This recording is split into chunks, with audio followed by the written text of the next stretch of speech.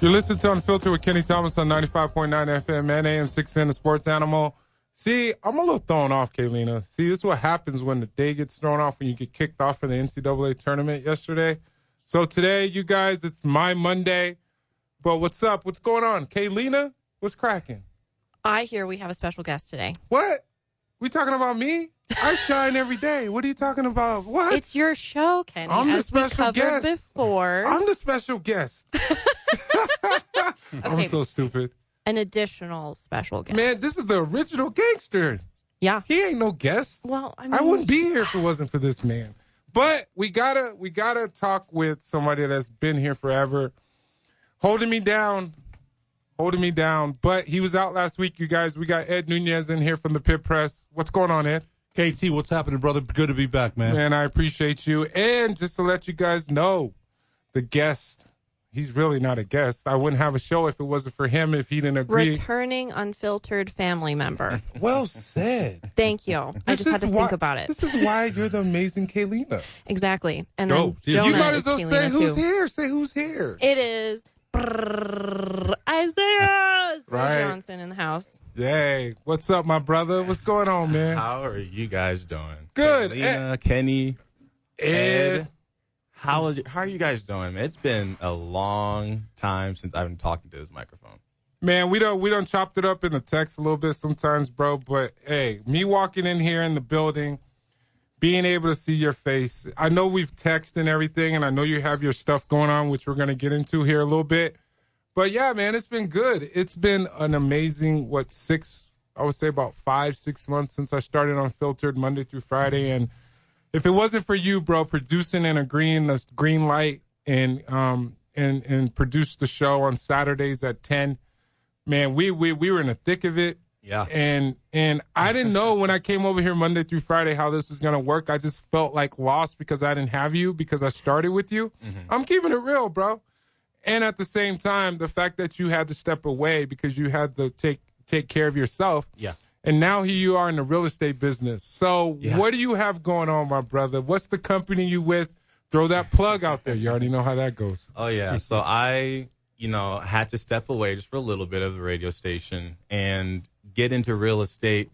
And it was something that a couple people here really just told me, you should get into it. It was Eric Strauss and it was Buck Burnett, both kind of, Isaiah, we think you'd be real good in real estate. You're charismatic, you're hungry, you want things, and you care about people, and you're really easy to talk to. And, awkwardly enough, maybe a couple days later, the lady who's now my team lead at Coldwell Banker Legacy, it's where I work, her name's Nikki Bronstorp. She follows me on Instagram, and I'm wondering, who's this? What's this about? And I go on her page, and I see that she's got some mutuals here at the station. She was following Buck. She was following, a lot of our coworkers. So I figured maybe someone put a word in for me, and it turns out that wasn't the case. It just happened that way. She follows me. I reach out to her a few days later. I say, hey, Nikki, I really want to get into real estate, and if you can help me, I'd love to get your help when I start out. And she says, let me know. I'm looking to add some people to the team. And I said, well, Nikki, it costs $1,000 for the course. And I don't have $1,000 right now. I said, when I come up on that 1,000, I'll get started. And she said, oh, I can get you in there for free. I said, okay. No way. Wow. And she sent me a link. And you know what I'll do at the commercial break is I'll get the link for you guys. There's a link where you can go on, apply for a scholarship in New Mexico, and you can get almost any sort of license for free. I went on, I applied for the real estate license within the next morning. $989 scholarship sent to my email. Wow. I got into CNM, passed the course, passed my exam, and now I've been off and running. So how long was the course? The course was from... How many weeks you think or what? It was from April 22nd to June 22nd, and it was work at your own pace. So okay. You need 90 hours of studying in New Mexico before you can be eligible to take the exam. And if you just complete that course, you get 3 different 30-hour certificates. And that ends up being what gets you in. That's cool, man. There's a lot of people that go into the real estate game. The fact that you're being successful in such a short amount of time, that goes to show that you're the type of person that needs to be in real estate. Because, Ed, I know you know this, man, just from dealing with people, not that you know anything about real estate, but you hear the things that happen in real estate, and especially with the market and prices right now are going up and interest rates and different things. So I don't know if you want to add anything to that, bro. No, but, I think just the things you just said, Isaiah, about things that are available, scholarships that people may not know about, links, things like that. Yeah. You're a young brother that knows where he's going, and I admire that because real estate, I've got friends that are in the business, and, I always ask them, and I asked you out of genuine curiosity, how's the market, because I want to know, because that drives economic indicators around the state and the United States. Oh, yes. So I'm always kind of wondering. So you said it's not bad now, and Albuquerque's gone up and down with the market. Yeah. So I wish you all the luck in the world, man. Yeah. So I'm sure you got a great presentation, and real estate is, and you mentioned hot and cold. Yeah. So yeah. I tell you, the best thing that's really helped me with this, and I think a lot of people listening, especially given this is the sports animal, can attest to this. And nothing creates a better salesman than sports, because you are taught from the very beginning. Number one, steroids are not legal anymore. So you can't just cheat. You get out what you put in. Yeah. In the real estate world, you can't just start the business and wake up and get leads. You don't just wake up and get clients. You also have to present yourself in a way where people want to trust you. In sports, if a coach can't look at you and trust you, you're not getting in the game. You get out what you put in, and that right there is my favorite part about the business, because I wake up and it's like, I don't have to worry about tweaking my knee when I work hard in this field. I don't have to worry about what happened to me in college so much, which was, oh man, I'm doing all the lifts. I'm showing up one time. People are partying. I'm not partying. I go out in the field on Tuesday. I tweak my ankle. I can't play. And I'm feeling like I'm getting ripped off. Oh, yeah. In the real estate world, no. Yeah. What you put in, you're going to get out. People lie, numbers don't. And you run into the bank, though, so don't sprain an ankle when you trip over one of those parking for the cars right there, the speed parking bumps or whatever. But, hey, Kaylina, you got anything for the homie? I was just thinking, was that kind of random when they were like, hey, you should go into real estate, like, because you're in radio? Well, yeah, I think a lot of people that knew me when I was working here beforehand, I was really, really hungry. I mean, even the listeners, you could tell. That's why I started popping up on more and more shows. That's why I was super quick to want to hop on the show with Kenny. That's why I would hop in. I mean, for Sports Animal listeners, remember, there were mornings where they heard me at 7 a.m., then they heard me at 4 p.m., then they heard me at 7 a.m. the next day. Yeah. And if they wanted to listen to KKOB, they'd hear me over there at 1 o'clock. Gotcha. And then people were like, do you sleep there? Yeah. Yeah. Like, no, I want to do something. Yeah. I want to make more. I want to be more. I'm very, very family oriented. Being away from my niece, my nephew, my parents, and not being able to give back was just eating at me. See, you guys got to keep in mind, and I know, Ed, I know you'll back this up right away, but as all of us, outside of you, Kaylina, even though you're not an athlete, in a sense, your voice. I was in the marching band. Okay, there we go. There's scholarships for most of my life. There's scholarships. They give scholarships for that, right? I got a lot of money to play in the marching band to go to college. Kaylina, my bad. You're included in this. Thank you. When we're going through the process of being athletes, we're being raised to the standpoint of being competitive, right? I feel like, I know it's competitive in a real estate market, but you have to be able to be competitive in your field, to where I feel like what we did at sports, it helped us to create consistency, drive, ambition, certain things like that. You know what I mean? So even with you being a referee, that stemmed from having some type of structure as an athlete. You guys, don't you agree? What do you think, Ed? 100%. I think and I was just telling Isaiah, I've been the voice at Western New Mexico for 6 years, and I've been on radio, luckily, right, in sports and sports scene. Yeah. But I want to be the best there is, man. I want to let people in, and with humbleness. Yeah. I've got knowledge. I've been here. I've lived here. Yeah. I've read. I've done a lot of research. So yeah, that competitive edge when I'm on the air. My son is funny, too, because he's like, Dad, time for you to give it up. Like, no, son.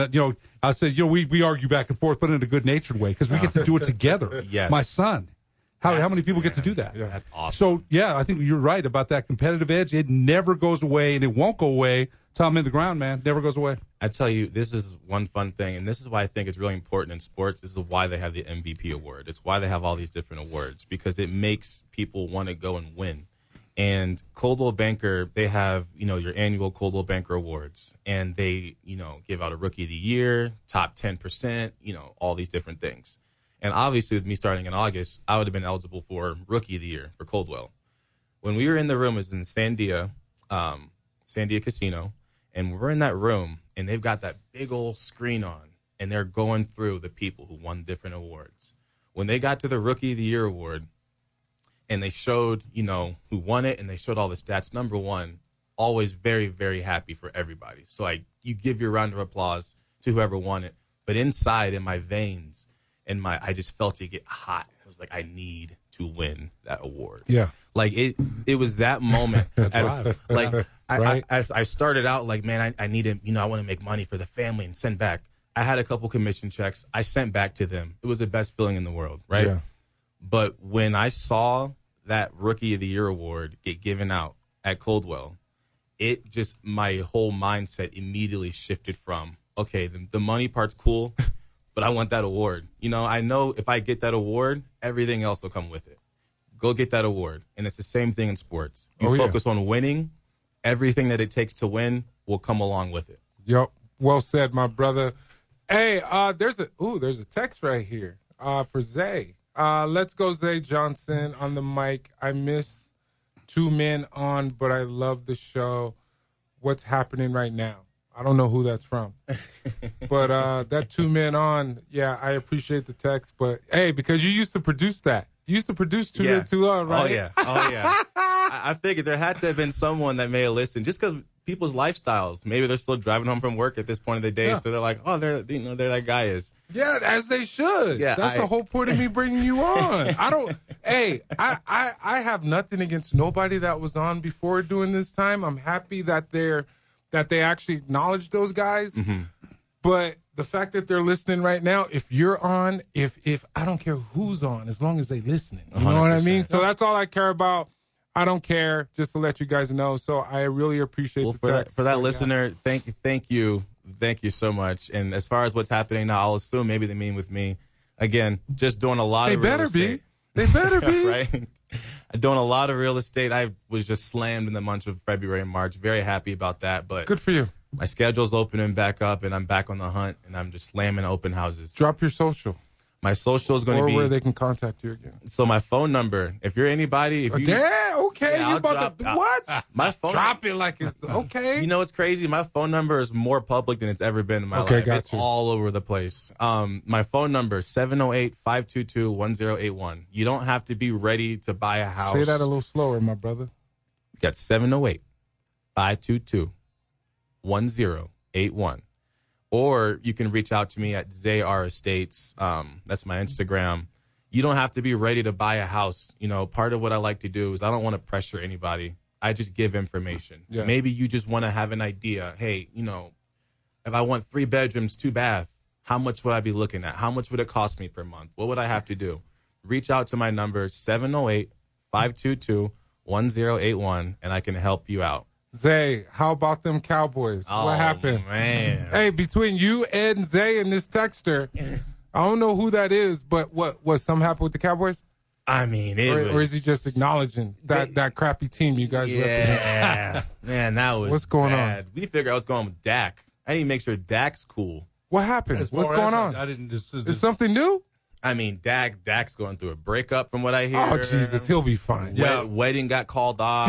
So it's the same thing. Everybody knows about the wedding. New as far as, but yeah, that's. I think that'll affect him in a way, but I think he'll. he's got Kaylina, his, right? No prenup signed. Kaylina, look at how much power you women have. Oh, man. All the power. Football season hasn't even started yet, and they're talking about their Cowboys quarterback because he's going through a divorce and he's going to be depressed. Hey, man. Yeah. No divorce yet. Breakups and divorces are hard on anybody. So. That is rough because you build your whole life with someone, and then you have to slowly tear it apart. Unless you're Luka. And his wife moves all his kids out the country, and he just started averaging 45 points a game. And Luka now trying to and he's trying to get those 2 games back just in case. Oh, it don't matter now because he was trying to get those 2 games back because he left 65 games in December because he was trying to make sure he had the 65. Whatever lights a fire under you, I guess. The power of the man. I went through a divorce, so I know. Man. Can't say it. Can't say it. Can think it. Can't say it. Though, Money right? go. Money go. Hey, you see, I caught myself. Man, you did. Women just have that always power. My guy. I don't know if you want to hang out, but hey, we'll be right back. Me and Ed. We'll see if Zay's gonna stick around.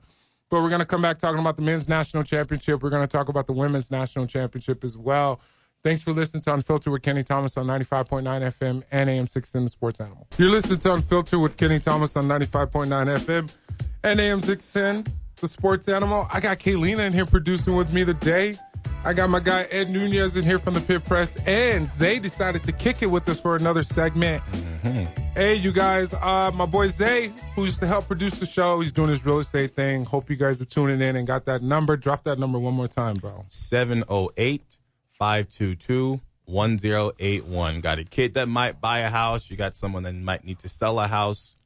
Throw them my number. I'd love to help. Yo, man. Ed, let's start with the women, right? So, obviously, there was some mix-up. Yeah, right. There was some confusion with the UConn coach on how that all went down with Don Staley, the head coach for South Carolina. I hated that interaction, one, because he did not come correct like he really should, and I felt like he was overpowering himself because he looked down on her based off of who she is as a woman. And I'm not going to get into any color things or anything like that, but it was totally disrespectful because those young women that go out there and put their necks on the line to play for those universities, UConn actually lost, right? And you can blame the referees, you can blame whatever it is. But the way that went down, it was the most stupidest thing ever. And I lost so much respect for him because I had respect for him for what he's done for that program. What's your take on that, Ed? They did. I mean, they had won 54 in a row. They interviewed him at half, and he's saying, she's over there ranting and raving about the rest. And I'm thinking to myself, we're down. If I'm a coach and I've coached, we have to think about what our strategy is. I'm not worried about what she's doing. So I thought, number one, that was an interview that came out of nowhere. He really seemed to have lost his composure. And then after the game, he's telling her, you didn't meet me and shake my hand. Why in the heck am I worried about that after the game is over? We got cooked, man. We got our tails kicked. And, again, UConn, you mentioned what he's done for the game. There's no doubt. We're not disputing that. But when you go and hey, I'll tell you what, Don Staley turned around and said, I will whoop Gino's behind. And to words to that effect, brought out that South Philly in her, man. And then the next day I apologized to the staff, but without mentioning Don Staley. I had a problem with that, man. I really did. And I lost a lot of respect. See, but it comes down to he was making a comment about before the games they're supposed to go shake hands and all of that. Like when is that in the statute of the NCAA to where you have to do that? Like I'm just saying, like it's not there. No, and then he said that his player's jersey got ripped, and they showed his player ripping the jersey herself. He lost a lot of credibility, man. He did. Again, there's no disputing what he's done for the women's game. He's won 12 titles. He's a Hall of Fame coach, one of the greatest there ever was. But when you show yourself like that, man, people have a tendency to say, "What a sore loser." He came across really, really bad, I thought. Zay, what's your thoughts, man? I know you saw that, and we can't bring out the black card, even though I want to so bad. I think just sportsmanship, especially when you're in position of being a leader, it's always, it's when you lose, and I don't think she's not used to losing, at all. And I think that's one of those things where it's really important that when you're growing up and you're getting into sports, you need to know what it's like to lose. Because if you don't know what it's like to lose, you're going to act out just like that. I think you've got to be a role model. You've got to put other people first. You can't just let your emotions get the best of you. Yeah, hey, and then get this, Ed, but the way Don Staley and her team came out and how that went down with UCLA, I didn't expect that to happen. That blowout was not supposed to happen the way that it did. Obviously, UCLA is a pretty good team. I actually had them beating.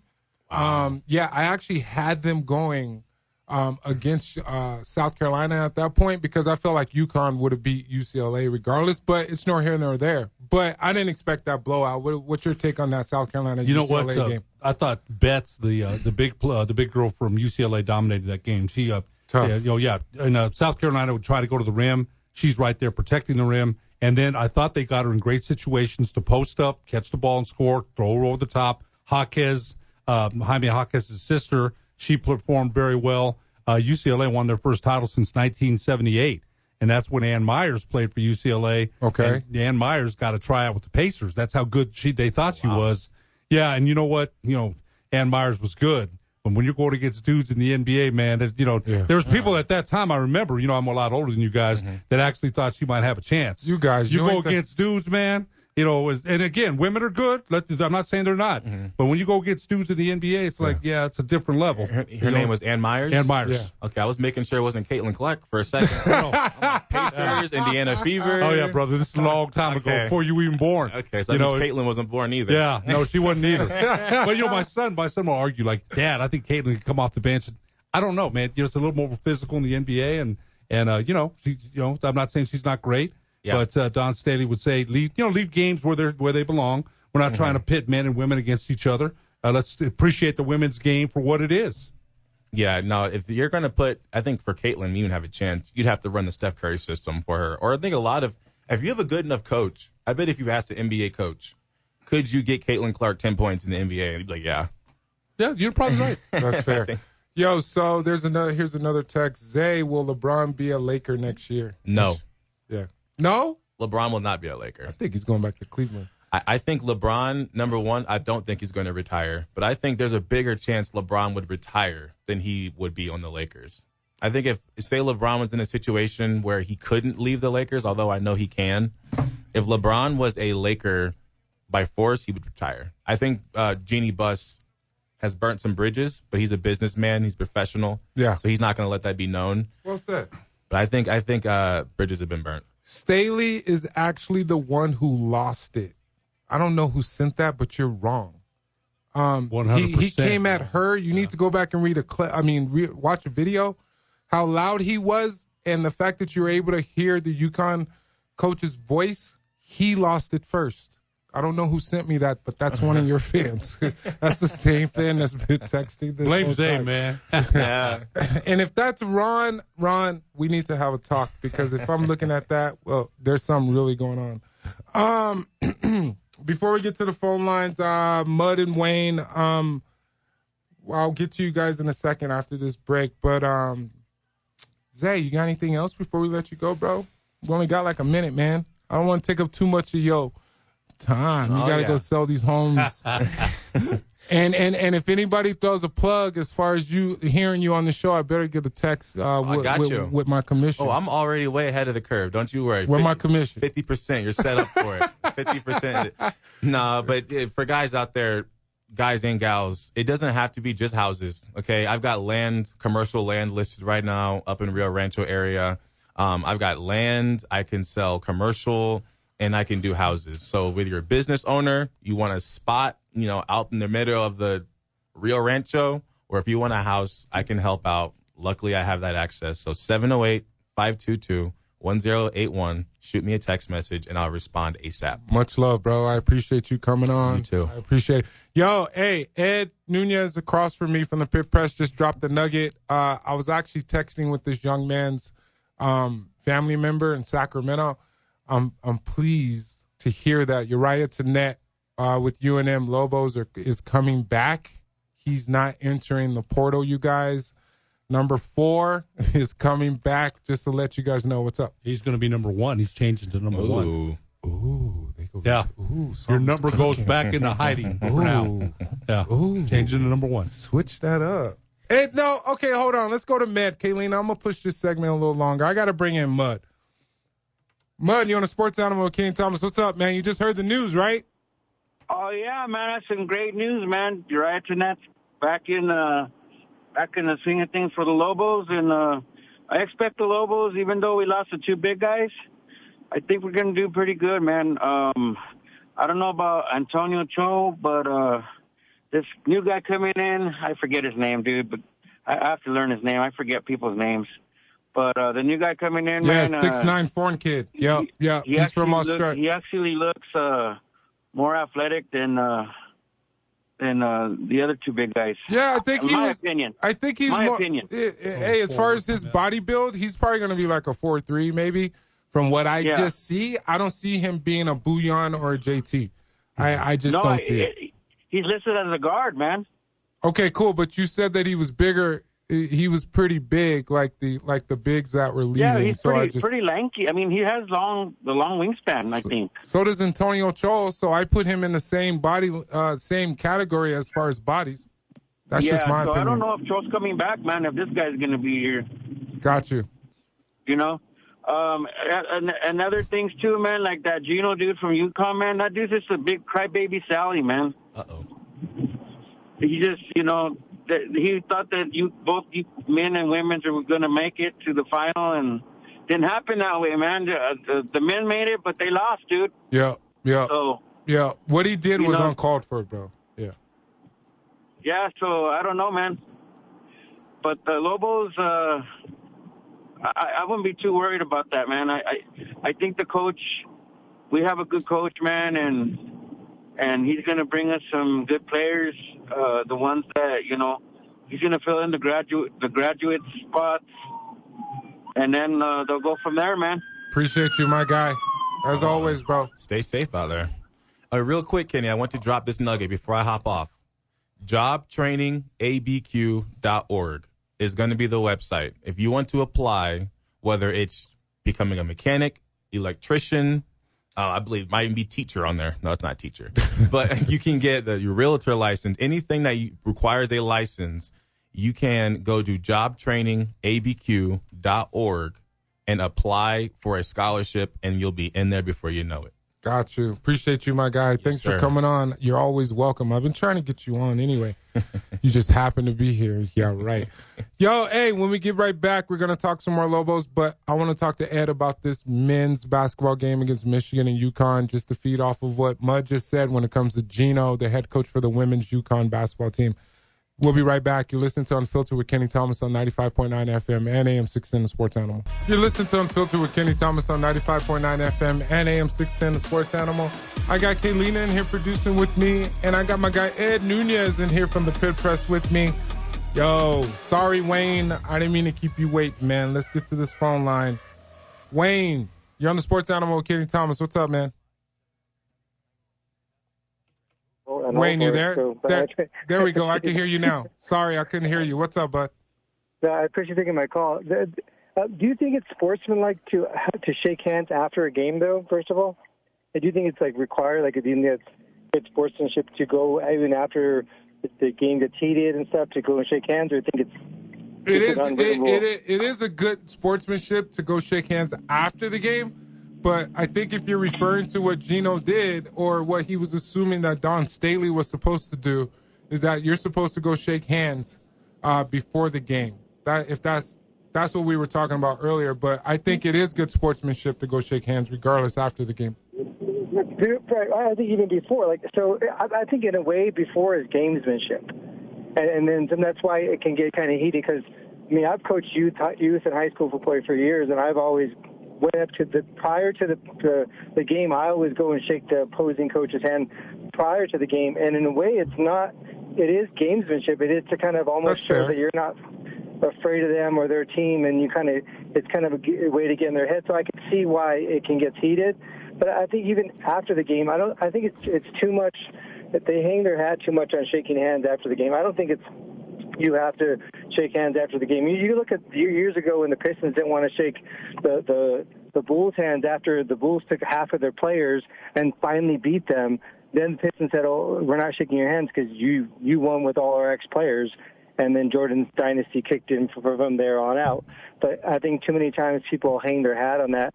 I think if Gino would have won the game, then this wouldn't even be an issue. But sometimes when you lose, on top of looking at that perspective, I think that makes it even worse. I totally agree. One last question from you as an NBA player. Do you think it's better being the Final Four of the NIT or the Sweet 16 of the NCAA? And I'll leave it at that, man. I agree. I appreciate that, bro. That's a great question. Just to feed off of what he just said, that last part, as far as not shaking hands, there's been plenty of times, and I'm pretty sure you can attest to this, Ed, to where you haven't gone and shaken the other team's hand based off of the flow of the game. If they were playing dirty or if there was different elements that came within the course of the game, I've done it. I'm guilty of it. But the way that the game ended with him yelling, and I hate to say this, but she's a woman. And it was overpowering and a little overbearing the way that he did it, and it was not necessary. Especially, I think what Wayne also said, it comes down to Gino not being used to losing. Pat Summitt said this, the late coach from Tennessee, that the more she beat him a couple times, and after that, familiarity breeds contempt. In other words, the more he knew her, the more he disdained her. See. And so, yeah, he did that to her. And Candace Parker said that she had done that, when she played for Tennessee, that he had done that to Pat Summitt. So, again, no one's, See, I think, Gino Wayne, did that to Pat Summitt, Yes, which yes, was a legendary head coach for Tennessee. and treated her with disdain. I don't know if he didn't Wow. shake her hand, but there was some tension there because she had beat him a couple times. And so I think one of the things about shaking hands, it's done in the college level, at the high school level. We see it done. Now, we didn't have to do, when I played, it was a long time ago. There were some dudes I wasn't going to shake hands with, man. I'm and maybe I was a bad sport, but shook hands before the game. But it's done. It's something that they do that. They do shake hands, and it wasn't a problem until he starts yelling, "You didn't shake my hand before." She's not thinking about that. Yeah. You saw her go through the line and hug all the assistants, so she's being attacked. So she's probably like, "What are you talking about?" I don't blame her for the reaction. I don't either. And so he's and remember too, after they had their altercation, he walked off in the locker room without shaking any of these South Carolina players. Or coaches. He just walked off. He looked like a big baby, a sore loser. It wasn't a good look. See, and then the thing about it is, it's like he goes in after the fact, right? He said fouls weren't called at some point. He did interviews after the fact, but I mean, there was comments that were made, I think I saw on social media after the fact. But then, why apologize? It's like this long letter and apologize, right? I know nobody's perfect, and sometimes emotions can get ahead of yourself a little bit, but why apologize after?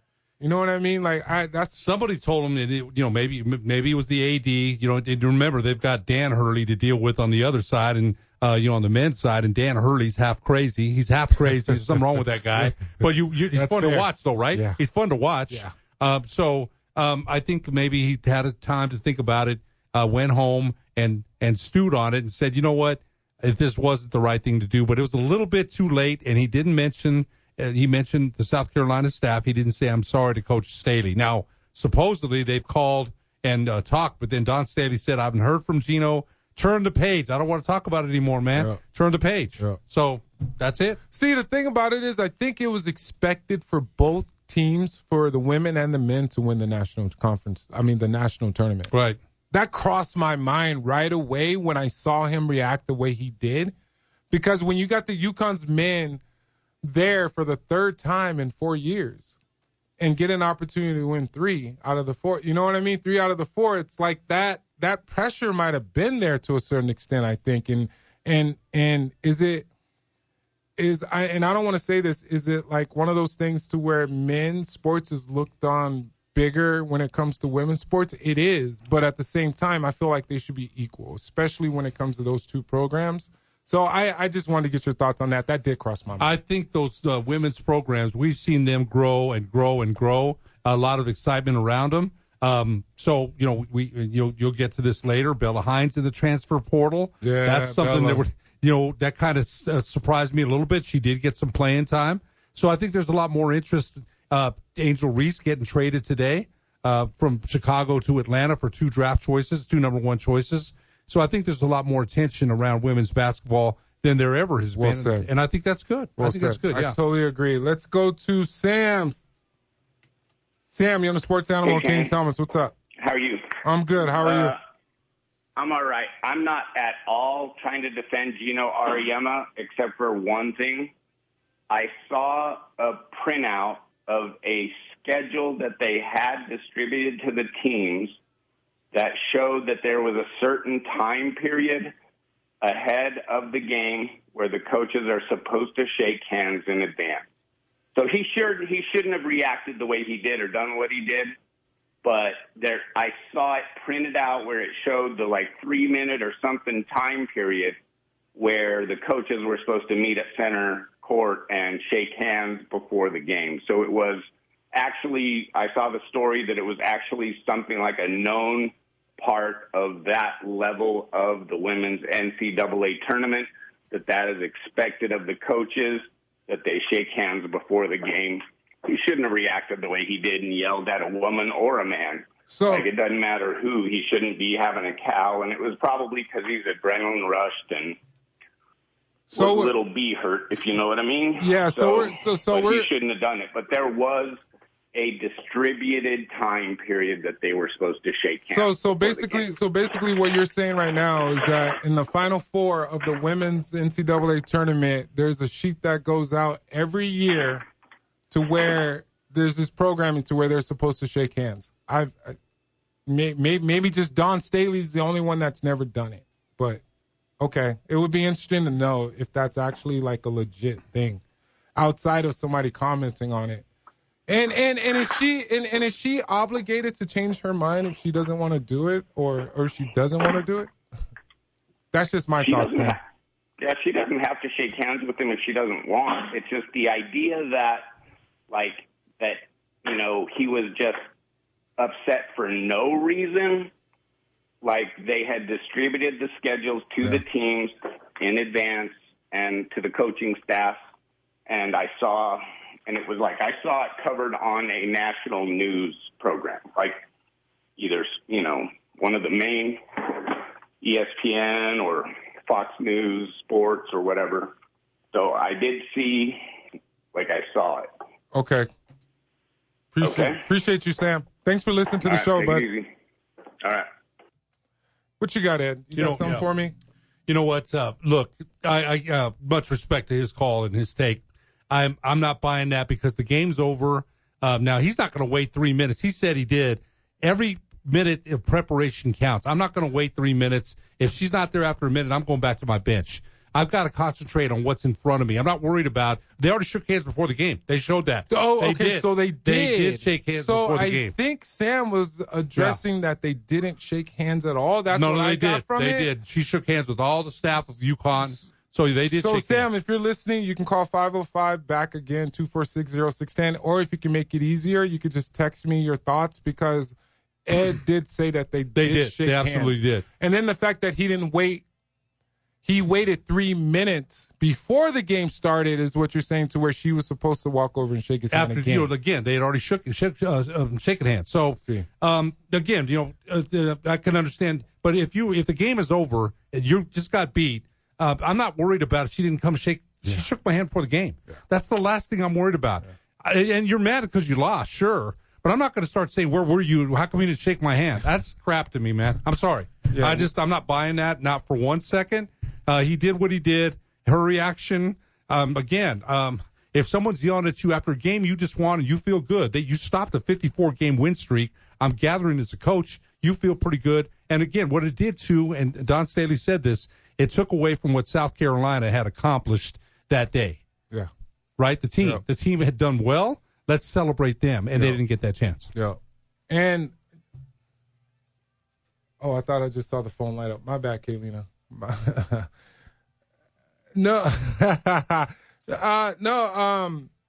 It's an unfortunate situation, but yeah, we can move on from that one.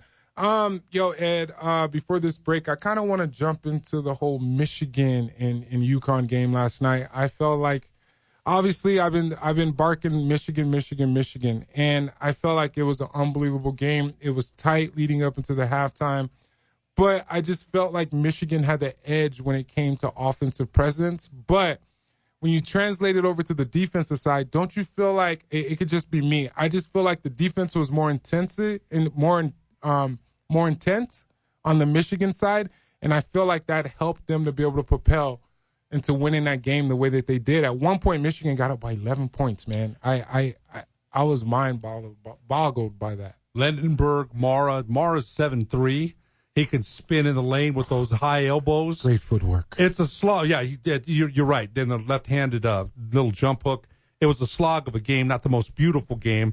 I thought Connecticut struggled. Bill Rafferty, who's 82 years old, still on CBS, man. Yeah. What a great commentator, legend. He said that UConn had problems running clean offense because you're getting bumped. The referees let them play, man. Yeah, they did. This is the NCAA championship. They did. Almost like an NBA playoff. So I thought UConn made a good run, and they had a chance there to cut it to 3. They lost the ball, and McKinney hits that dagger 3. They had a shot at the rim, and they missed it, and McKinney hit that. That was it. And Cadeau, how well did he play? Cadeau played well. That they're all transfers, Kenny. All and so we'll talk more about the portal. They were freshmen too. All of them were transfers. We're going to jump into the portal when we come in from this break. So give them credit, man. UConn made a strong comeback. They didn't quit.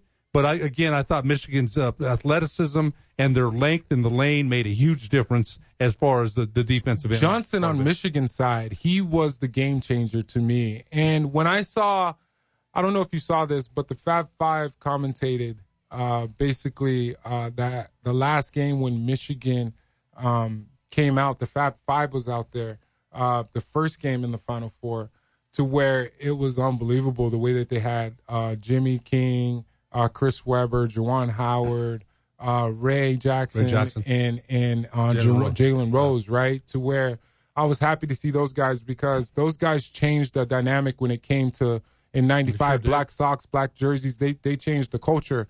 And then for them to be able to be a part of that, which is my era, I played against all those guys, at least 3 or 4 of them that made it. But it was nice to be able to see that they were able to enjoy this victory because I feel like Michigan was the better team when it came to the Final Four teams. You know what? I thought they were too. I thought they'd win against, after I saw them vanquish Arizona. Nobody expected that. We thought that was a championship game, right? Yeah. I told my wife, that's the championship game. And the way they overpowered them, I said they're winning. But give UConn credit. They were right there, man. They were right there. They really made a strong run. When you think about Mullins, right, and the backcourt for UConn, it just seems like they could not get it going. And when you think about the big kid inside Reed for UConn, it just seems like there wasn't a lot there with Mara, right, and his presence. But it just seems like it was way harder for UConn to get buckets than it was for Michigan. It just seemed effortless. 30% UConn shot. Mullins 4 of 17. See, but man, that kid shot against the Duke. They'll never forget. Yeah, that half court shot. I got to say this. Unfortunately for Caden Boozer, who's going to be a great pro, they'll always remember that, right? And the same thing with Weber. The timeout against North Carolina. Although Weber, you played against him. Had a great NBA career, man. Oh, yeah. Chris Webber was solid. Oh, yeah. Dang good ball player. I was in that I was in that trade for Chris Webber when Chris went to Philadelphia with Allen Iverson, and I went to Sacramento with Corliss Williamson. Big Nasty. And Brian Skinner, who Clayton Shields is trying to get on the show here pretty soon, too. Brian Skinner, who I played with in Sacramento, obviously, for like 2-3 years. It was one of those things, man, to be able to see Chris and all those guys together, and it was unfortunate how Chris went out with the knee injuries and all of that, but he had to agree to that trade going to Philly, so it helped me in Sacramento, so trust me. That's why I have some different things going on in California too as well. We got a caller coming in. Caller, if you're listening, we'll be right back from this break. We got a whole nother hour. But what I really want to do is talk about at the top of the hour when we come back with Eric Strauss is supposed to be coming in today, you guys as well. I want to talk about the portal. We got Bella Hines and we got some Lobos going into the portal, and I want to jump into that a little bit as well. We'll be right back. You're listening to Unfiltered with Kenny Thomas on 95.9 FM and AM 610 The Sports Animal. You're listening to Unfiltered with Kenny Thomas on 95.9 FM and AM 610 The Sports Animal. I got Kaylina in here with me for the next hour as well, producing. And I got my guy, Ed Nunez from the Pit Press in here with me as well. Ed's in here with me on Thursdays and Fridays. We're going to talk about this portal right after we get to this caller. Let's go to my guy, Robert. Robert, you're on the Sports Animal with Kenny Thomas. What's up, man? How's it going, guys? Man, I'm good. Hey, Robert, what was that deep breath for? It's okay. What's up? I've got a thought, and I don't want anybody to take it the wrong way, but UConn women's basketball and men's basketball is on a whole nother level than most other programs. I would think that UConn women and men's are almost on the same plateau. UConn men's football is way in the backfield as far as NIL money goes. Way, way, way back there. Okay. Most other programs in the country, football is king. Period. Especially in the Southeast Conference. So you would think that Gino Auriemma's head is probably gigantic at this point, that he's like the king of UConn, as well as Dan Hurley. So, yeah, the pressure's probably there. You know, I just think that program is different than anywhere else. Those two programs, as far as men and women's basketball, for that school, they don't think football is the king at all. They have football. They're probably as good as Boston College, maybe, but they have football. So, but I don't. Go ahead. I just think that they set themselves aside or different than everybody else, because that's where all their NIL money goes, is for the men and women. The men and women's, the men's college basketball program at Arizona probably gives more money out than the men's football team does, and I guarantee you both programs give more than the women's basketball team. And matter of fact, I guarantee you the women's softball team gives out more money than the women's basketball team at Arizona, because they're a national powerhouse. So you see, as far as the women's program and the men's program at UConn, their NIL money is probably neck and neck with each other at that one particular school. That's the truth. Why would somebody get mad about what? Like, you don't want to... I don't want anybody thinking that what my statements are wrong. It's the truth. It's the way it is. I agree with you. You know, yeah, and the NIL money is, you know, Gino's going to have to get used to it, because South Carolina's catching up to him really fast. So are the other colleges. Yeah, they are. Yep. The NIL money is going to start being doled out a lot more to the women's basketball programs now, that they're starting to take notice. They really are. So it's going to get out there. Appreciate you, guy. Thanks, Robert. You bet. What do you think about what he said, Ed? I'll just come to you right away. He's not wrong. I mean, they are thought of as what does Gino want? 12 titles over there. You know, so I understand that, but there's still a decorum and sportsmanship that. Look, you're probably the same as I hated losing more than I hated losing, man. I did, and you probably were the same way. Although in an 82-game schedule, you have to kind of pick and choose your emotions. You have to kind of dot them down. Gotcha. We'll be right back. You're listening to Unfiltered with Kenny Thomas on 95.9 FM and AM 610 The Sports Animal. You're listening to Unfiltered with Kenny Thomas on 95.9 FM and AM 610 The Sports Animal. I got Kaylina in here producing with me, and I got my guy Ed Nunez from the Pit Press in here with me as well. Before the break, Ed, we were talking about the portal a little bit, which officially started today. Obviously, I think the women's portal opened up on April 6th. Which is going to help our new coach for the women's basketball team, Amy Egan, to get going. But the portal just opened, and there's at least 1,000 athletes nationwide that's entering the portal. Just to speak of a couple of them, Tomislav Bujan, who averages 13 points and 10 rebounds, he enters the portal. I'm a little surprised by that one. And JT Rock, transferred from Ohio State, I believe was a sophomore. Got an agent from what I saw on social media like a week ago or so. He's entered the portal. Ed, my thing is like I'm a little surprised that both of them are the two guys that entered the portal. UNM gave Tomislav Bujan his first opportunity to play NCAA basketball at the age of 23. They've supported him. Now they're supposedly there's another year of eligibility for him. I don't really understand how that even works, because he's a freshman, so you would think he would have 4 years of eligibility. But I'm beyond surprised that both of these guys are leaving, and especially JT Rock, what we talked about. I feel like JT Rock, 7 feet tall, he could dominate here in the Mountain West Conference. And I know there's teams leaving, but I just feel like both of those guys could be significant forces in the Mountain West. You know what I mean? What's your thoughts on that? Then I got another question. Yeah, Boljana wasn't surprised about. They said he's seeking, I guess, I don't know how much he got here, but he's seeking $1 to $2 million. Seriously, that's what I read. And Jeff Grammer wrote that. And I was like, Okay, maybe 750,000. But hey, if that's the market, we don't know what the market is. We're going to try to get somebody on the pit press tomorrow to talk about that. JT Rock, I was a little bit more surprised. I thought he finished the season strong, developed a little bit, and I thought the upside was good. So when I read that, but you remember, Kenny, he's got an agent. We don't know what his agent is telling him. Yeah. So he says, hey, I'm in the portal, and he's probably thinking, hey, I'll get 500,000 or whatever. Remember, JT Toppin left 2 years ago when Ramon Sessions, the former Laker, got into his ear. Yeah. JT made $4 million. Who's going to say don't make $4 million? Yeah. So that's my thoughts. I mean, I totally agree with you. I'm just a little shocked. I was too. But the nice thing about it is we do, once again, if you heard earlier in the show, we have Uriah Tenet is coming back, and he's taking off the number 4, which was my number. He's converting over to the number 1. We got Alberry that's leaving, so he's taking his number, just to let you guys know.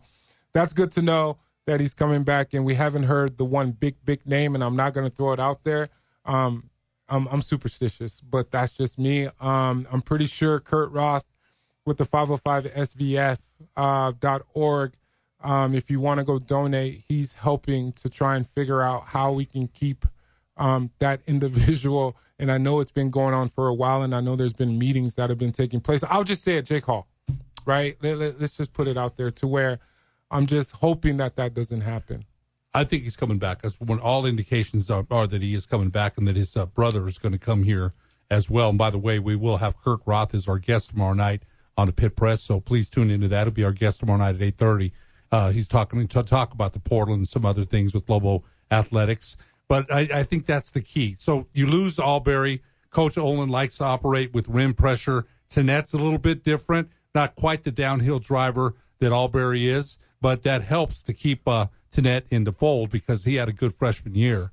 I think he'll be much better next year. I could see Uriah Tenet running the point. I could see him running the point a little bit more, obviously. I think he's a little bit more versatile when it comes to perimeter play, being able to knock down shots, opposed to Arbery. So I'm just happy that he's being able to see the opportunities that he has right in front of him. Absolutely. Yeah, so that's the key. Yo, we got a couple more segments. I was going to say one more, but we don't have one more. We have a couple more segments. We'll be right back. But before the break, Bella Hines, dropping that nugget. I texted her dad. They're going through the process right now. Hopefully I can get her on. They're trying to figure out where she's going to go. So I got to get the New Mexico native Bella Hines on. Hopefully you can get her on the Pit Press here pretty soon. Yeah, we'd love to have her. We'll be right back. Thank you guys for listening to Unfiltered with Kenny Thomas on 95.9 FM and AM 610, the Sports Animal. You're listening to Unfiltered with Kenny Thomas on 95.9 FM and AM 610, the Sports Animal. I got Kaylina in here producing with me today, and I got my guy Ed Nunez from the Pit Press in here with me as well.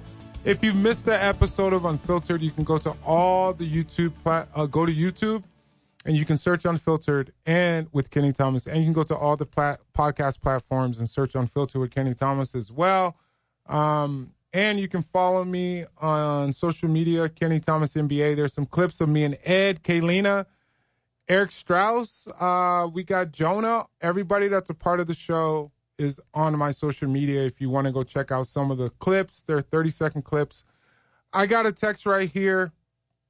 Great last segment. I don't like the transfer portal, but with this said, a scholarship from a coach university isn't a 4-year commitment. From said coaches or universities, they have always been season-to-season opportunities in the eyes of coaches. How many players have you seen coaches run off year after year? We all know that Coach Bliss ran off many players, Kenny. Which of your former Lobo teammates do you wish that he would not have run off? That's great. Hey, put me on the spot, right? One prime example, Kavasi Franklin, who I will have on the show. He texted me on Facebook asking me the other day, he's like, when are you going to have me on the show? I'm like, bro, whenever you text me, you can come on whenever you want. He was one of those guys, but you got to also understand, being a coach and being in that position, the first thing that comes to mind with me being older, he might have ran off some guys, Coach Bliss, but I don't think some of those guys fit within the system of what Coach Bliss thought it should be. I think that comes with any coach. And look at Coach Olin, there's 8 or 9 guys that he played, right? And then the rotation after like 7, you really didn't know who was going to get an opportunity. It's a matter of coaches. I just really feel like it's a matter of coaches going with their gut and if players actually fit into the system. What do you think, Ed? You're right about that. It's kind of funny because all the Lobos we've had on the Legend Series, you, Clayton, Royce, Lamont, Kahari Jackson, we've asked every single one of you about how was it to play for Dave Bliss. Now, we just had Kahari on last week, and he said, hey, he treated us like men. He wasn't for everybody. Yeah. He went his way, we went ours. So all 5 of you, nobody said, if I ask Rob Robbins will rip that dude apart, man. Rob was not a fan. But so you're right. Sometimes personalities and styles of play fit with coaches, and then sometimes they don't. Think about it, man. Like there's a lot of times I didn't like Dave Bliss. But I feel like there's certain things that he helped me to be able to be successful, and that coaching staff at UNM helped me to be able to be successful. If it was losing weight in preseason, if it was me becoming the player that I needed to be able to be successful and play 11 years in the NBA, I hated him at times. And I still talk to Dave Bliss to this day, and he is going to come on this show here pretty soon, and he's already agreed to come on the show. But I think he really he helped me. And I'll tell him to this day, like, I hated you, but I respect you because you helped me in so many different ways that I didn't even know that you were setting me up to help me with. It's just the truth. Do you think that he helped you in your preparation to play in the NBA? Yes. Okay. That's yes. Fair. And if it came from Bobby Knight, and if it came from wherever he was before SMU, there was something that he brought. One thing is that he allowed me to be me to a certain extent. I was a big man, but he let me shoot the 3 ball. You didn't never really see me put the ball on the floor, bringing the ball, dribbling the ball past half court, right? Even though I could. That's not what I did to help us be able to be successful 94 to 99 like we were going to every NCAA tournament, right? And sorry, Wayne, I totally forgot about your question. I'll answer it now. He asked me the question like NIT or Sweet 16. Obviously, Sweet 16 all day, right? But the Lobos were able to play in the NIT, so you got to give them their flowers. They went to the Final Four. Wayne, sorry about that if you're listening, but just to spin off of like what's what, right? We got Mike Malone that we were just talking about off air as far as him getting the head coaching job at the University of North Carolina, right? Everybody had doubts from the standpoint of him even getting an opportunity based off of what happened in Denver. Now, the thing about what happened in Denver with Mike Malone coaching for that Denver Nuggets team, he had just won a title, a couple years before that, and he just got fired. So that lets me to believe either there was some player issues on that team that didn't like him, that had voices, or somebody in the front office did not like him. There's no way that he should have been relieved from that Denver Nuggets job. And I'm not hating on Rick Adelman's son, that's the coach there now for Denver, but I feel like Mike Malone can help UNC. It's a different game from the pros to college, right? We know that there's recruiting, NIL, agents, sort of like the NBA. I think I was just surprised when I read it because you said they weren't going to go with UNC alumni anymore after firing Hubert Davis. I think Coach Malone's going to do a great job there. I really do. I like him a lot. And the thing about we got my guy Eric Strauss in here. You guys, he just rolled up. What's up, Eric? How you doing, bro? What's up, Kenny? How you doing, man? I'm good, bro. Thanks for coming. I appreciate it, man. Hey, we were just talking about Mike Malone getting the UNC job, right? I feel like I totally agree with you.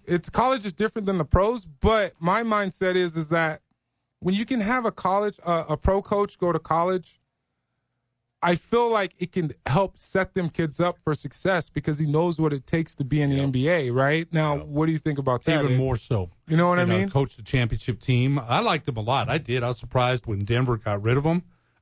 They had a good run there. Had a couple of injuries. The next year, Jamal Murray tore his ACL, and they were unable to repeat. I think he's going to do a great job in North Carolina, and you're right. He knows what to do. He knows the landscape of the NBA, and that will help the players there to get to the pros. He got bleeped. What do you mean? Period. The end. He got bleeped. Oh, with the Denver job? Absolutely. Oh, yeah, without a doubt. There is no way they should have moved on from him. I think it was a front office deal. I never saw any interaction with the players where I thought they didn't like him as their head coach. Nothing ever stuck out to me watching the Nuggets go on that championship run where I was like, they don't like this coach. Did anything for you guys? I mean, I thought he got bleeped. Ed? I don't think so. What you got, Ed? I liked him. I did. I was shocked when I read the paper, like, Malone is fired? That stunned me. See, the thing about it is, no, Kayleen, we got to go to break. But the one thing that sticks out to me, this happened in Sacramento, too, with Mike Malone. Before the Denver transaction, before he went there. And Sacramento, what's going on there? Yeah. There's a lot of drama going on there because it seems like they're lost, right? Yeah. But hey, after this break, I want to jump into the NBA. You guys, what's going on? Wemby's out. We don't know what's going to happen with him in this MVP race and what's going down there. We'll be right back. You're listening to Unfiltered with Kenny Thomas on 95.9 FM and AM 610 The Sports Animal. You're listening to Unfiltered with Kenny Thomas on 95.9 FM and AM 610 The Sports Animal. I got Kaylina in here producing with me all day. Does an amazing job as usual. I got my guy Eric Strauss in here with me. You can catch him over on KKOB right after this at 6. And I got my guy Ed Nunez in here with me from the Pit Press. Yo, Ed, man, there's a lot of different action going on, obviously, when it comes to this MVP race. Wemby just went out with the rib contusion, logged 16 minutes. Obviously, he has 64 games, and he has to get to 65. Over the next 2 or 3 games they have left, he has to play at least 20 minutes in one of those games. I don't know, man. I feel like it's one of those things to where they're going to make an effort to make sure he gets that. But you still got Shai Gilgeous-Alexander that's heavy favored in the race. But we can't sleep on our guy Jokic, right, who's been a trooper ever since Jokic came back from injury. Ed, what's your thoughts on Wemby and especially how the Spurs are playing right now? I feel like they're playing unbelievable ball. This is just bad timing, but Wemby is very fragile. What you got? He's got a rib contusion, and I think you're right. They're going to try to get him those minutes, but at the same time, you've got to manage that injury because the playoffs are coming up, and you don't want to risk anything foolish. So there's that line, right? There's that line because he made it clear a couple weeks ago. I feel like I'm the MVP. My defensive presence means more than those other players. He said that. They asked the SGA about a week later, do you want to make a case for your MVP? He said, no, man, my game speaks for itself. The guy that dropped out was Luka Doncic with the strained hamstring, and all of a sudden the Lakers' fortunes going downhill. Doncic is hurt. Yeah. Austin Reeves is hurt. Yeah. LeBron had 30 the other night. I got to give it to him. Yeah. Got to give it to him, man. 42. But yeah, so I think you make a good point there about Wembanyama, but they've got to be careful because they need him for the playoffs. They're going to make a run, and they've got to have him available. Wemby's not winning the MVP. Period. The end. It's Shai Gilgeous and Joker, and Joker feels like you could give it to him every year. It literally feels like that's fair. You could give that guy the MVP every year. Yeah. Well, the year he didn't win it, but 2 years ago, he should have won it, and they just gave it to who was it? Was it SGA? No, was that the SGA year, Ed? When he should have won it. 2 years ago, didn't SGA just win back-to-back? I thought he did. I thought maybe it was SGA. And SGA, for numbers-wise, was not – it was Jokic's to lose, and he didn't do anything to lose it, and they just gave it to the other guy because he had won. Like, Jokic feels like he could win it every year, is my point. And if I was the Spurs, I'd rest Wemby. He's not going to win the MVP. He's not. It's between those two, period, the end. And I don't care what Wemby does at this point. Wemby's not winning it. So last year, 2024, 2025 was SGA. The year before that, 2023, 24, it was Jokic. So the SGA year. Yeah. Because he could have won it that year as well. So I just feel like, hey, if you think about it, Jokic he's averaging a triple-double, man. So he's like right there. And it's just like, a different – take Jokic off the Nuggets and look what they look like, right? You take SGA off Thunder, and they're still a top 5 team. Hey, can you guys believe Joel Embiid won MVP in 2022? Was that the year when there was a year where Jokic just maybe that wrong. Was it because that's because Jokic second? Get this, Jokic was in 23-24. Jokic won. 22-23, Joel Embiid. 21-22, Jokic won. Right. So it is the 22-23. That was the year I was talking about where they just kind of gave it to Embiid. Yeah. And it didn't seem like he deserved it. What do you think? Go ahead. Giannis wasn't in there at all? Giannis, MVPs 2019-20. 2018, 2019. Okay, so it was a while back. Giannis should have gotten out of Milwaukee. Period. The end. Well, they shut him down. Yep. I can't believe. I just saw something NBA's to where investigating that though. They shut him down, and Nike. He lost so much money with incentives with Nike, to where it's like, whoa, what's going on? Obviously, he's out. He's not going to be there next year. He's out. It's a he's given. gone. He's There's gone. No way. It's just a matter of where he's going to be. Yeah. Where do you think he'll end up? I know you want to say Lakers because you're a Lakers fan, Ed. Not going to go. It's not realistic. You don't have enough cap money. You don't have enough space. Yeah, maybe the Knicks. The Knicks have been talked about. You know, they mentioned maybe New York. I hope not. Yeah, I think that's definitely a possibility. Although Milwaukee might want to sign and trade, they don't want to put him in the Eastern Conference. Maybe Houston. They got, that come on down. They got KD there, but let's go to the H-Town. Yeah, they Houston's fortunes have kind of. Yeah, what do you mean? Joel Embiid, 2020. Okay. Oh, okay. Yeah. Thank you. I appreciate that. I was like, the phone's lighting up. But thank you for the call. Thank you guys for listening. Yeah, 2023. Yeah, Joel Embiid. Yep. Yeah, that's the year Jokic should have won it outright because he had already won 4. I know. That's why they didn't. That would have been 4. It was kind of like a 3-time MVP, right? Yeah, we're just going to give it to Embiid because 3-time MVP. And I'm literally, could you not give it to him every year? That is stupid. He's ridiculous. And he's averaging a triple-double, Ed, right now. Kareem won 6 every year. Oh, Kareem won 6, man. Kareem won 6 MVPs. Yeah. Yo, I don't know if you agree with this. 505-246-0610. You can text me too as well. Hey, do you guys think Jokic can actually get to Kareem Abdul-Jabbar? Yes. I think he can. MVPs, Ed, come on, man. You think he can get 3 more? Yes. There's so many other good players. I don't know. I mean, I like him. I think the guy's game just is off of your gut. You think he can get 3 more? I think he can. I'm agreeing with Eric. I'd say no. No? Yeah, I don't think so. Well, what? Because you got Ant-Man. You got so many other players out there that are good. It should be. It should be down to 2. Because again, I want to go back to the Embiid MVP. The only reason they didn't give it to him is because he already had 3. Yeah, it was just 2. You think that's the reason why? Eric, I don't agree with that. Do you remember the season, Ed? Do you remember the season where the Embiid won over Jokic and everybody was like, how did that happen? There was nothing there that said. Embiid had a good year, though. I wonder he had a good year. He had a decent year, good year, but not better than Jokic. I mean, you're averaging triple doubles the way he passes, the way he shoots at that size. There's so many different. No, get this. There's so many different components that come into play. If the team's winning, I want to say in 2023, 22-23, I want to say the Sixers were pretty good, man, in the Eastern Conference at the time. Yep. So, hey, you know who votes? Yeah. All the sports writers. The media. Yeah. So. Hey, how do you guys feel about that, Ed? I feel like we should go a different direction, Ed. When it comes to voting, you think the media, I'm shifting gears, you think the media should be the only ones entitled to actually vote?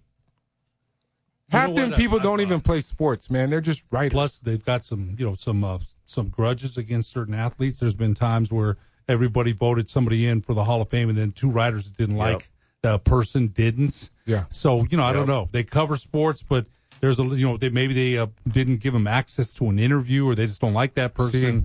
I don't know, man. I mean, give them credit for what they do. They cover sports on an everyday basis. Without a doubt. But there is some biases against certain athletes. We saw Belichick. He didn't make the first ballot, right? When it came to Terrell Owens. Total bias. Terrell Owens. Look, man. Bias. Yeah. Terrell Owens ripped up some teams in the locker room. But the brother on the field, what did he do on the field? Yeah, he was. Look inside the numbers. He was a monster. Guy was a beast, man. He was. It's so crazy how things can transition from off the court or off the field. The things you do away from the game translate over, and it overshadows what you've actually done. You've said this time and again, Kenny. They're hiring more than just your talent these days. It's always been that way. Is Pavia going to make it to the NFL? What have you heard, Ed? You know what? I always talk to Ned James, man, who's the quarterback guru, the expert, and he feels Diego's a little bit short. He's a little bit small. We'll see what he does at the combines. But one thing that guy doesn't lack for is confidence. And, some may call it arrogance. But you know what he says? That's the way it's worked for me. I'm not going to change. So, we may look at it like, God, why are you saying that? Yeah. That's the way he's rolling, man. So we'll see. But the Heisman tweet did hurt him. No, it did. When I read that, and look, we want to root from people from Albuquerque, right? I do. Yeah. Absolutely. Yeah. And so when I read that, I'm like, wow, man. So anyway, we're going to see, because the combine's coming up. The draft, the combine's already passed, I think. And so we'll see. He's going to get on a roster, I think. But I'm telling you, man, at his size, it's going to be a little hard. He had a great season at Vanderbilt, runner-up to the Heisman. Let's give him credit. He is from Albuquerque. Yep. But I think it's going to be tough to make an NFL roster. But he's got that intangible, the leadership, the moxie. So I think they'll take a look for sure. Okay, so what's the difference between Kyler Murray, height-wise, and Diego Pavia? That's a good question. Murray on his way now to Minnesota. They used a lot of rolling pockets with Murray in the pros. He got hurt a lot.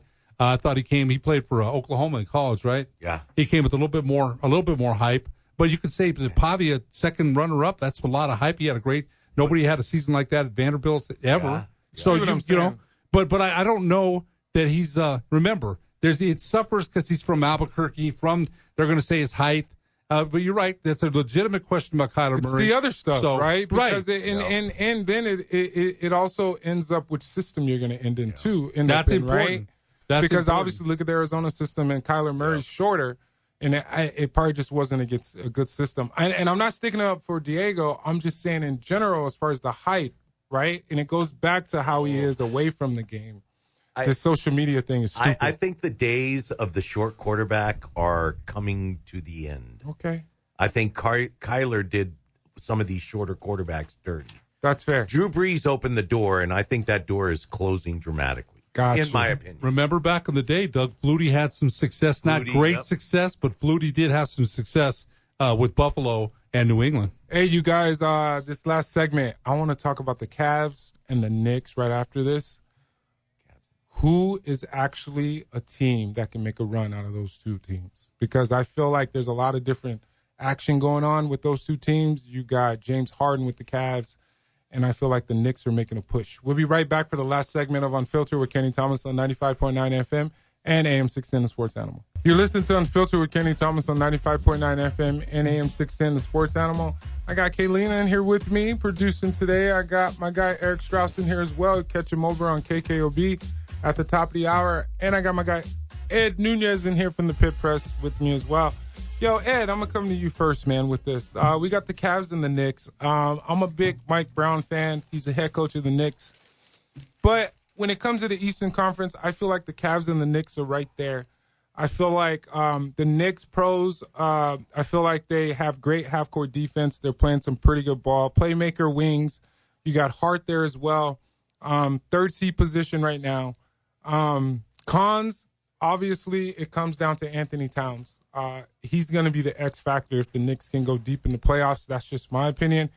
But with the Cavs, man, the addition with James Harden, I feel like that's a great addition to help complement Donovan Mitchell when it comes to the backcourt play. But you got Mobley and Allen, they're bigs in the middle that are playing phenomenal ball, very athletic. What's your thoughts when it comes to these two teams creeping up on Boston as far as making an impact and making some noise in the playoffs here pretty soon? Celtics at 53-25, New York at 51-28, and the Cavaliers right there at 50-25 as well, 50-29. So I think you mentioned the Knicks and Towns and Hart, Brunson. He's a big part of what they do too. And Mike Brown, I got to be honest. When they settled on him, and I thought, okay, they're settling for Mike Brown. They went for 3 or 4 coaches before that, but he's got experience. Been at Sacramento, been at the Lakers, been at Cleveland. So I think he's done a pretty good job there. Now, you mentioned Cleveland, and you mentioned Harden. You know who I like? I like Allen. I've always liked Jared Allen a lot. Jared Allen's a good ball player. But I got to, when it comes to James Harden, who's one of the NBA's greatest scorers, is he a winner, though? I've never thought the guy's a winner. I've never thought that. Again, the guy's a great scorer, right? He could score, he can drive, he could pass. I just have never thought he's lifted a team to that next level. Again, he's a fabulous regular season performer.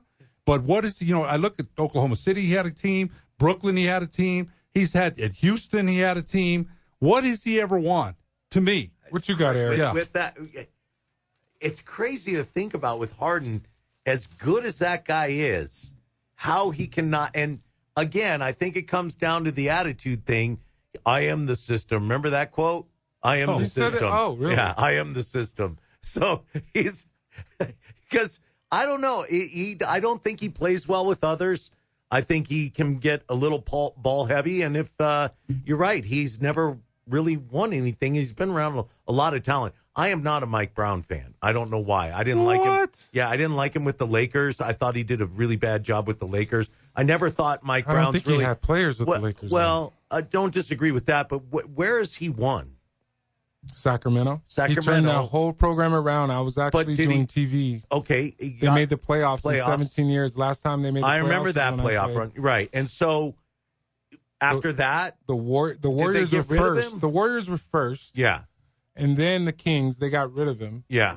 And then they had just gave him a 3-year deal for $10 million a year. Yeah. So they had to pay that the last 2 years, and now he's with the Knicks. Yeah. Perfect person to call Dan. See, Dan.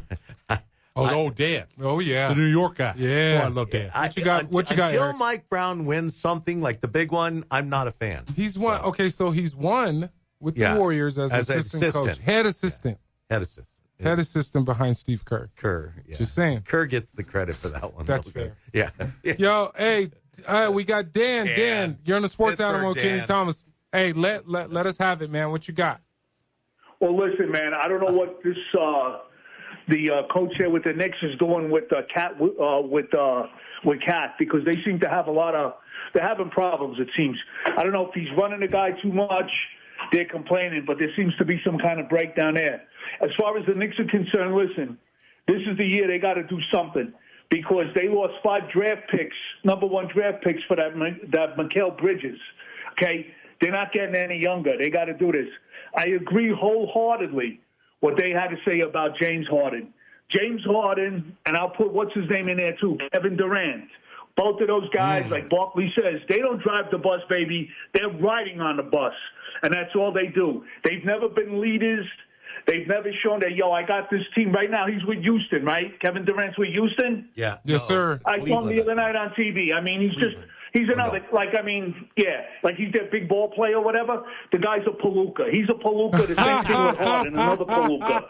But as far as the Knicks go, listen, they got to watch out for Detroit. They got to watch out for Boston. Boston's healthy with that Tatum coming back. Oh, that's going to be a tough series. Detroit, with Cunningham out, I don't know. But Boston is going to be the team to go to win the East, I think. Yep. That's exactly why I brought them up, Dan, as far as Boston, because they're going to be the ones to be seen with Cade Cunningham out. Hey, let me tell you something, man. KD's not a point guard, and I don't agree with you as far as him being done at the age of 38. I'm not saying he's done, Kenny. Okay. What I'm saying is, throughout his career, he's a palooka. In other words, this kid's got a hell of a lot of talent, yet he's not a leader. You see, this is the thing with athletes. You know who was a leader? Jordan. Jordan was a leader. Okay, he got the guys around him to play better. Like I said, you can't tell me that Luke Longley was a better center than Bill Cartwright. Sorry, can't tell me that. But they plugged that dude in there, and they just kept winning. Okay, that's a leader. Durant ain't like that, and neither is Harden. And once these guys get their draws in and that, forget it. They don't even want to be around the team anymore. Appreciate you, Dan. Hey, let's continue this tomorrow, bro. Luke was as good, if not a little better than Cartwright. I don't know. Hey, I would love to continue this conversation, but Ed is not coming in until Thursday. But, hey, we can chop it up. Ed, thank you so much for coming in, bro. Man. I appreciate you. Thank you, Kate. Thank you, Kaylina. Appreciate you as always. Thank you, my guy, Eric Strauss. Yeah. You guys have a good one. Thank you guys for tuning in. Hey, today's my Monday. See you guys tomorrow. Thanks for listening on Unfiltered with Kenny Thomas on 95.9 FM and AM 610 The Sports Animal.